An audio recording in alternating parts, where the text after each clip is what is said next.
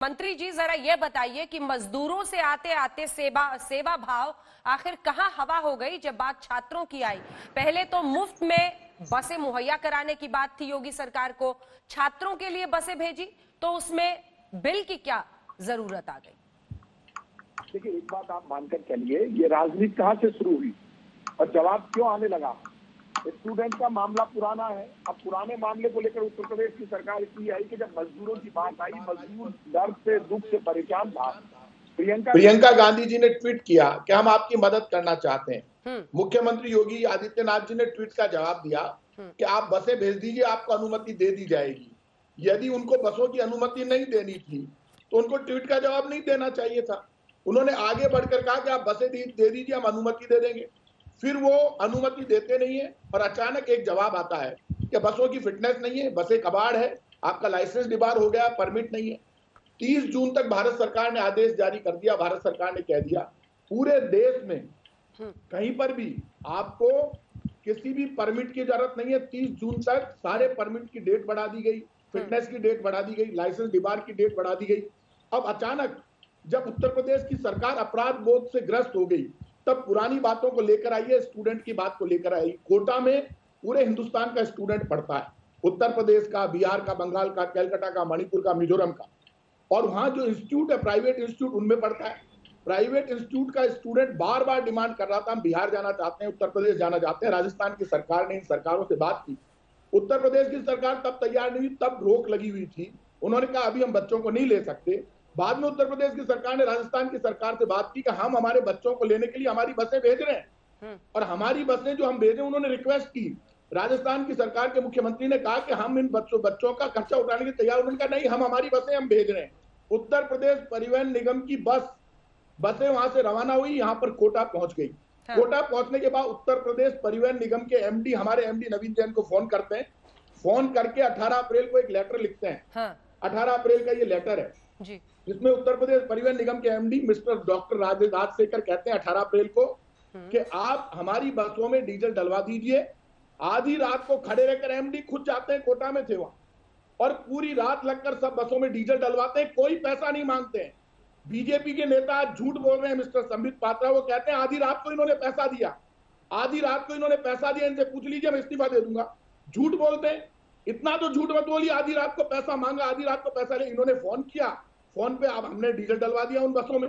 इन्होंने ट्वीट कर दिया, कभी भी गलत ट्वीट नहीं करना चाहिए। कांग्रेस बीजेपी की टकराव इतना नहीं होना चाहिए कि हम एक दूसरे पर झूठी बात करने लगे। डीजल डलवा दिया, डीजल डल गया। उसके बाद उन्होंने कहा कि हमें 90 से ज्यादा बसें और चाहिए, 98 या 94 बसें, मुझे पूरा आंकड़ा नहीं, वो भी हमने उपलब्ध करा दी। एक पैसा इस लेटर, ये इन्होंने लेटर भेजा, उस पर सब काम कर दिया, एक पैसा नहीं मांगा।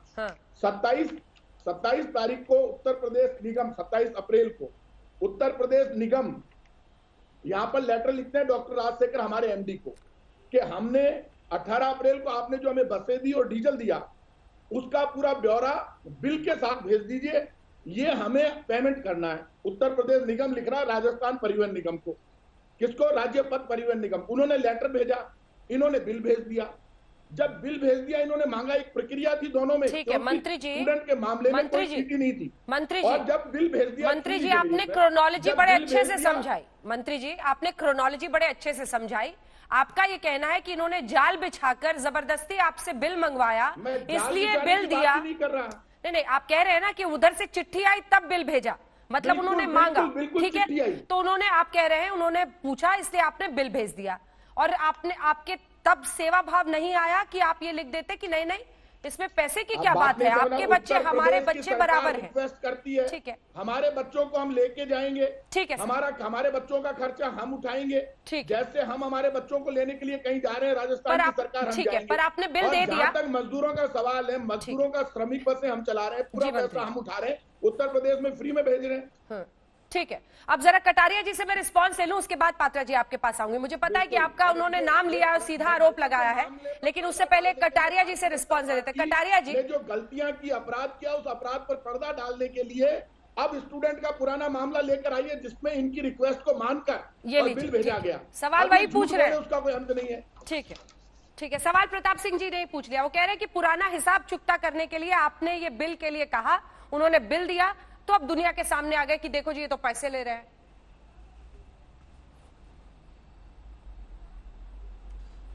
देखिए अंजना जी मैं आपको बताना चाहता हूं कि अगर ये हमारे सामने ऐसा प्रस्ताव रखते कि वो छात्र हमारे यहाँ राजस्थान में फीस दे रहे हैं, वो बच्चे जो राजस्थान में फीस दे रहे थे, और ये राजस्थान सरकार, कांग्रेस सरकार हमारे सामने प्रस्ताव रखती कि हम उनको निःशुल्क भेजना चाहते हैं, हम उन बच्चों को आपके पास बिना पैसे के पहुंचाना चाहते हैं, तो क्या हमारा दिमाग तो खराब हो नहीं रहा था कि हम इनके प्रस्ताव को मना कर देते? एक अच्छा प्रस्ताव अगर ये हमारे सामने रखते, हमारे मुख्यमंत्री जी के सामने, योगी जी के सामने, वहां के जो निवासी छात्र छात्राएं थे, उन छात्र छात्राओं के वीडियो आए और उन्होंने ये आग्रह किया कि हम यहाँ कोटा में फंसे हुए हैं, फंसा हुआ महसूस कर रहे हैं, आप हमको यहाँ से मंगा लीजिए।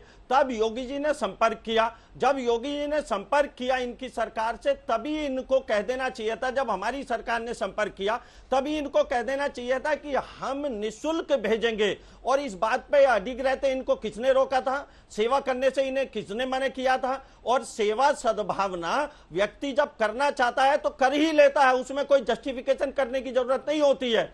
लेकिन इनकी कोई अकाउंटेबिलिटी नहीं है। ये अपने यहाँ राज्य में बच्चों को कोटा में रखते तो हैं, लेकिन उन बच्चों को ये विश्वास नहीं दिला पाते कि हम आपके यहाँ फीस ले रहे हैं तो आपको हम छोड़कर भी आएंगे। हमारी उम्मीद ये थी कि हमारे 8 से 10,000 छात्राएं हैं, लेकिन हमारे लोग जब वहां पहुंचे कोटा में, तो वहां जाकर पता लगा कि वहां 12,000 छात्र छात्राएं हैं। तब हमने इनसे कहा कि क्या हमें कुछ अतिरिक्त बसें मिल जाएंगी? इन्होंने कहा मिल जाएंगी। 94 अतिरिक्त बसों की आवश्यकता पड़ी, इन्होंने कहा मिल जाएंगी, लेकिन उसका पेमेंट देना होगा। जब इन्होंने पेमेंट का प्रपोजल रख दिया हमारे सामने, तो हम कैसे डिनाई कर सकते थे? आप बताइए, आखिरकार हम कैसे इनकार कर सकते थे? हमने कहा हम पेमेंट करेंगे, और फिर इन्होंने पेमेंट का लेटर मेरे पास है, मैं अंजना जी आपको दिखा रहा हूं, रिमाइंडर का लेटर है, इस पे 8/5/2020 पड़ा हुआ है। जब ये रिमाइंडर भेज रहे हैं 36 लाख रुपए का, क्या हम 36 लाख रुपए जमा ही करने होंगे हमको? उत्तर प्रदेश की सरकार ने पैसा जमा किया है, हमने पैसे का भुगतान किया है, हमें पैसा देने में कोई आपत्ति नहीं है। हमारी आपत्ति केवल इस बात पर है कि अगर आप पैसा लेना चाहते हैं तो सेवा की बात मत कीजिए, और अगर आप सेवा करना चाहते हैं तो फिर पैसा मत लीजिए।